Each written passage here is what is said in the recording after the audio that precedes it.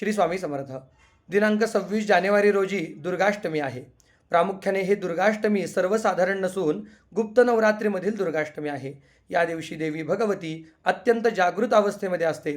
भक्तांनी केलेली कोणतीही भक्तीने सेवा ती देवी शीघ्रत्वाने स्वीकार करते आणि आपल्या भक्तांवर भरपूर कृपादृष्टी दाखवते.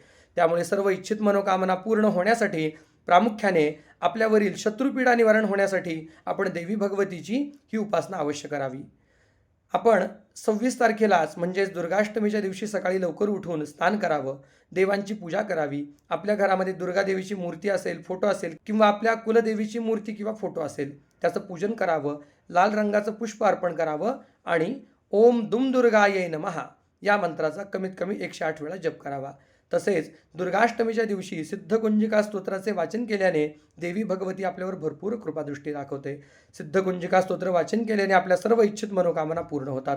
परंतु हे अत्यंत गोपनीय किंवा गुह्य स्वरूपाने आणि अत्यंत पावित्र्याने आपल्याला वाचन करावे लागते. कारण हे अत्यंत पवित्र आहे. कारण या स्तोत्रामध्येच म्हटलेलं आहे, कुंजिका पाठ मात्रेनं दुर्गा पाठ फलम लभेत. हे स्तोत्र वाचन केल्याने आपल्याला दुर्गा सप्तशतीच्या पाठाचे संपूर्ण फळ प्राप्त होते. त्यामुळे आपण हे स्तोत्र अत्यंत पावित्र्याने वाचन करावे. तसेच दिवसभरातून कधीही आपण दुर्गादेवीच्या मंदिरामध्ये अवश्य जावं.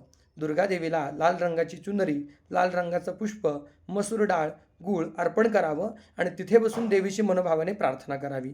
नक्कीच आपल्या सर्व इच्छित मनोकामना पूर्ण होतील. तसेच देवी भगवतीची आपल्यावर अखंड कृपादृष्टी राहील.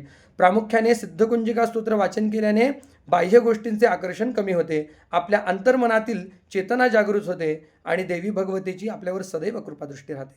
श्री स्वामी समर्थ.